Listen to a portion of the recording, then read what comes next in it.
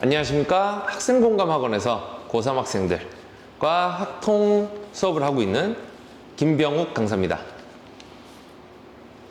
매번 시험 때마다 이제 이렇게 분석 영상을 촬영해서 업로드를 해 놓는데요. 심석 학생들이 이번에 이제 풀었던 문제들이 어떤 성향의 문항들이었고, 그다음에 어떤 부분을 조금 힘들어 했겠구나 짐작도 좀 해보면서 다음 시험을 또 어떻게 준비하면 좋을지 이런 얘기들을 잠깐 해보고 넘어가려고 합니다. 일단 난이도를 좀 살펴볼 건데요. 어땠을까요? 학생들이 느끼기엔. 근데 이제 여기서 이제 말을 좀 조심해야 되는데 조금 재수없을 수도 있어요. 근데 이번 시험이 그랬습니다. 평이했어요. 뭐 전체 10으로 봤을 때 난이도를 7 정도 된다고 보여집니다. 변별력이 아예 없는 시험은 아닌데 학생들이 봤을 때는 좀 편하다고 느낄 만한 그런 문제들이 많았고요. 문제 길이라든가 이런 것들이 길지 않았어요. 그래서 학생들은 조금 편하게 풀지 않았을까 이런 생각이 좀 많이 들었고요. 네. 그래서 이제 중상위권 학생들 기준으로 봤을 때도 크게 차이는 나지 않았겠다. 뭐 이거는 이제 근처 다른 마석고라든가 뭐 비슷한 성향을 보이는데요. 뭐 이러면 이제 학생들이 고득점 한 친구들이 좀 많이 몰리게 됩니다. 그럼 어떤 걸 예측해 볼 수 있을까요?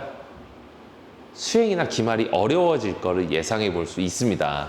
뭐 이미 저한테 그런 비슷한 얘기들을 하면서 걱정을 하면서 이렇게 얘기한 학생들도 있었는데 잘 준비하면 되죠. 네. 다음 시험을 어떻게 준비하냐. 근데 그러려면 시험이 어떤 성향을 가진 문제들이 출제가 됐냐를 알아야 되겠죠. 대표 문항을 한번 보면 교과서의 비중이 굉장히 높았어요. 그래서 교과서만 열심히 풀어도 이번 시험은 어느 정도 70점 이상의 점수가 나왔겠다. 문제 푸는데 와 이렇게 잘 풀린다고? 뭐 이런 느낌을 받았을 것 같아요. 대부분의 문제들은 교과서 위주로 출제가 됐습니다. 킬러 문항을 골라보니 많지는 않았고요. 뭐 쥐어짰습니다. 약간. 솔직히 말하면 별로 없었어요.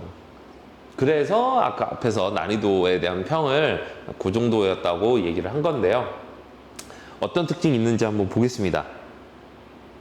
일단 중복조합 사용하는 문제인데 신고 문제, 시험 문제의 특징이죠. 어려운 문제가 앞쪽에도 등장을 합니다. 이게 난이도를 뒤로 갈수록 점차 이렇게 높이는 게 아니라 들쭉날쭉. 학생들이 그 약간 뭐라 그럴까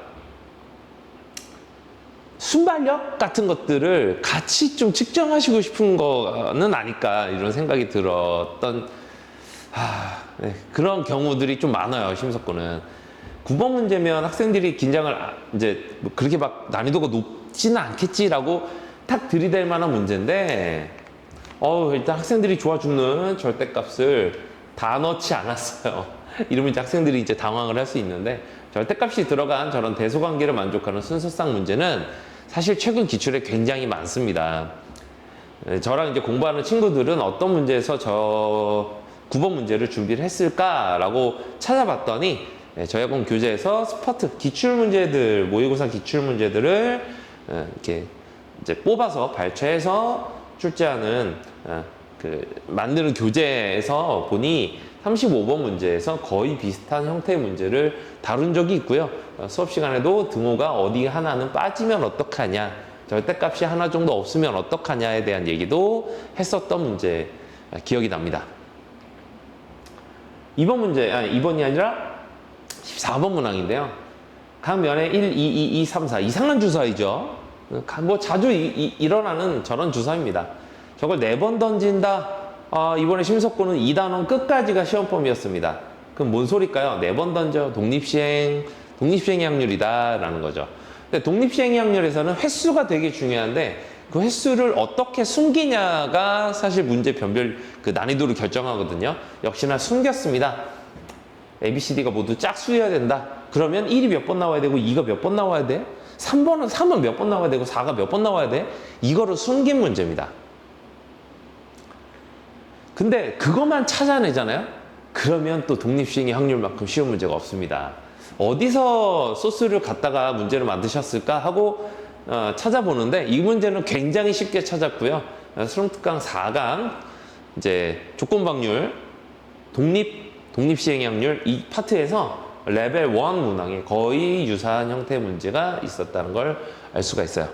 그러니까 교과서와 수능특강만 열심히 풀었어도 킬러 문항들까지 풀어낼 수 있지 않았을까 이렇게 예상을 해봅니다.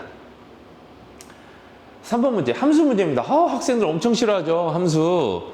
수포자의 대부분이 함수에서 포기하는 거 알아요? 고1 때 나오는 함수? 뭐 그 전에 포기하는 친구들도 많고 뭐 하다가 이제 그냥 자연스럽게 놓는 경우도 많은데 이제 학부모님들하고 이렇게 설명회라든가 이런 걸 하다 보면 뭐 그 중에 저보다 수학을 더 잘하셨던 분들도 있고요. 근데 이제 대부분 수학을 별로 안 좋아하셨다고들 하시면서 선생님 저는 함수 때문에 이제 수학을 함수만 아니었으면 했을지도 몰라요. 이렇게 얘기하시는 학부모님들이 계세요. 함수 어렵습니다.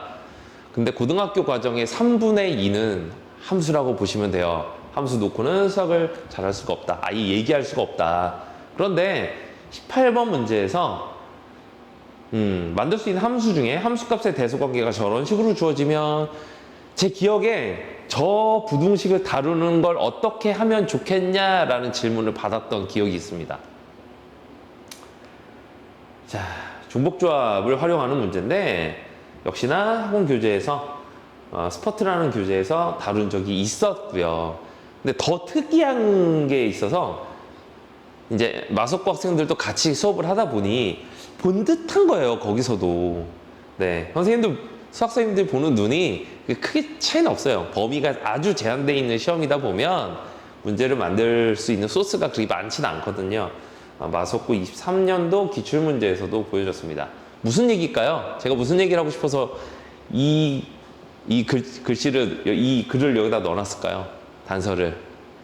심석고 학생들도 마석고 시험 문제 풀어볼 필요가 있다. 반대로 마석고 학생들도 그럴 필요가 있다라는 얘기를 하고 싶어서입니다. 근데 저희 학원은 계속해서 그걸 해왔었어요.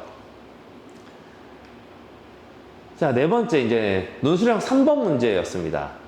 뭐 시간이 그렇게 막 부족했거나 이럴 시험으로 보이진 않지만 마지막 문제다 보니까 학생들이 조금 부담을 가지고 시간에 쫓기면서 의식을 많이 하면서 풀다 보면 조금 어렵다고 느껴질 수도 있었는데 오히려 앞에서 난이도가 높았던 거를 빨리 지나치고 논술형 문제를 먼저 본 친구들은 수능 특강에서 이 문제를 본 기억이 있었을 겁니다. 중복조합 문제인데 조건 하나 정도가 추가된, 근데 그 추가된 조건이 완전히 똑같아요.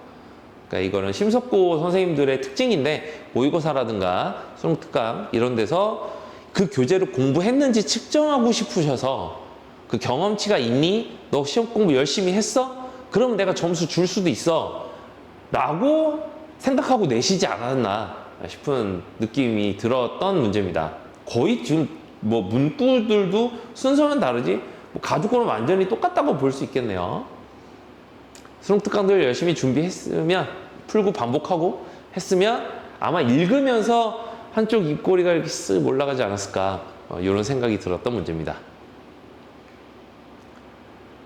자, 그러면 예상해 볼 수 있는 커트라인 1등급 커트라인은 90점을 올라가서 잡아야 될 거라고 예상을 해보는데 뭐 제가 점쟁이는 아니니까 뭐 틀릴 수도 있어요. 더 중요한 건 기말고사 준비입니다. 기존에 제가 이제 좀 전까지도 계속 했던 얘기지만 그리고 매번 심석고는 심석고 나름의 그 문제 출제 스타일이 있는데 교과서와 그 다음에 부교재, 수능특강에만 집중해도 원점수 90점 가까이가 가능한 그런 시험이었습니다. 물론 이 영상을 선생님들께서 보시고 그래? 그럼 이번엔 다른 데서 내주지. 괜찮아요. 네, 그렇게 해주십시오. 그래야 학생들이 공부를 더 열심히 할 겁니다. 저는 학생들이 특정 교재만 가지고 공부하기를 원하지 않거든요. 수학 공부를 했으면 좋겠지. 근데 어쨌든 지금까지 제가 봤을 때는 학교 시험의 정석처럼 그렇게 문제가 출제가 됐었던 그런 느낌을 많이 받았었고요. 그 다음에 이 얘기는 마속고 학생들한테도 똑같이 했었는데, 기말고사 시험 범위가 이제 누적이거나 어쨌든 통계 파트가 들어갑니다. 통계는 암기해야 되는 용어들이 진짜 많이 나오는 사탐 수준까지는 아니지만 사탐 공부하는 느낌으로 준비를 하셔야 됩니다. 그래서 암기 과목을 별로 안 좋아하는 학생들은 조금 싫어할 수도 있는데, 용어에 대한 정리만 잘 해놔도 기말고사는 준비하기가 반대로 쉬워질 수도 있는 파트다. 저랑 통계 공부 해본 친구들은 제가 무슨 얘기하는지 알 수 있어요. 통계는 그냥 씹어먹을 수 있거든. 그 다음에 난이도는 당연히 올라갈 걸로 예상되는 커트라인을 잡았습니다. 더 열심히, 더 철저하게 본인한테 좀 지독할 정도로 준비를 하셔야 그 경쟁에서 조금이라도 위로 올라설 수 있는 시험이 기말고사가 되지 않을까 생각이 돼서 이렇게 적어봤고요. 밖에 날씨도 너무 좋고 싱숭생숭 봄 내음 가득한 막 노래들이 막 에어팟으로 막 들려. 빼세요. 그리고 남들 놀러 간다 그러면 땡큐. 그러고 샤프 잡으세요. 문제 푸시고 공부하세요. 고3의 가장 적이 봄입니다. 여름이 되면 그래도 그러지 않아요. 왜냐면 6월 모의고사도 있고 거기서 한번 상처 딱 받고 나면 이러면 안 되지. 정신 차린단 말이야. 그거 지나면 9월이고 수능은 금방이니까. 근데 봄에는 한 200여일 정도 시간이 남았지. 밖에서는 막 유혹을 하지. 막 잠은 쏟아지지. 이때를 잘 버티는 친구가 마지막에 성적이 좋아지는 걸 너무 많이 봤기 때문에 요때 본인을 놓지 말고 조금만 더 좀 지독하게 뭐 친구들하고 사이가 좀 멀어질 수는 있지만 인생에서 올해 1년이 어찌 보면 가장 중요한 1년이 될 수도 있다고 생각을 하고 열심히 공부를 해주셨으면 좋겠다는 바람이고요. 다음 기말 영상 때에도 열심히 분석해서 영상 업로드 하도록 하겠습니다. 감사합니다.